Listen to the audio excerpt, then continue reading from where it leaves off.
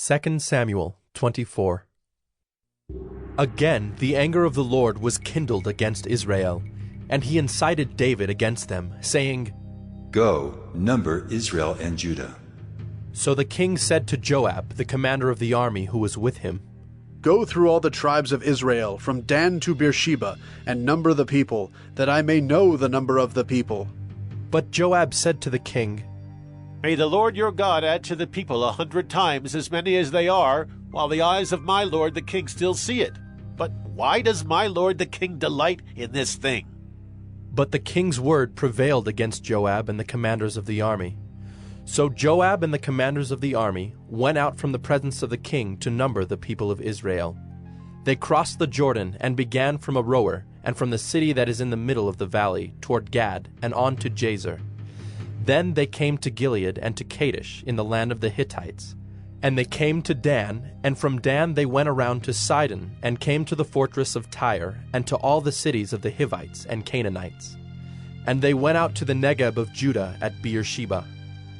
So when they had gone through all the land, they came to Jerusalem at the end of 9 months and 20 days. And Joab gave the sum of the numbering of the people to the king. In Israel there were 800,000 valiant men who drew the sword, and the men of Judah were 500,000. But David's heart struck him after he had numbered the people. And David said to the Lord, I have sinned greatly in what I have done. But now, O Lord, please take away the iniquity of your servant, for I have done very foolishly. And when David arose in the morning, the word of the Lord came to the prophet Gad, David's seer, saying, Go and say to David, Thus says the Lord, 3 things I offer you. Choose one of them that I may do it to you. So Gad came to David and told him, and said to him, Shall 3 years of famine come to you in your land? Or will you flee 3 months before your foes while they pursue you? Or shall there be 3 days' pestilence in your land? Now consider and decide what answer I shall return to him who sent me. Then David said to Gad, I am in great distress. Let us fall into the hand of the Lord, for his mercy is great.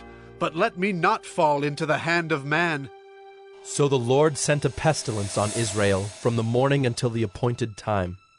And there died of the people from Dan to Beersheba 70,000 men. And when the angel stretched out his hand toward Jerusalem to destroy it, the Lord relented from the calamity and said to the angel who was working destruction among the people, It is enough. Now stay your hand.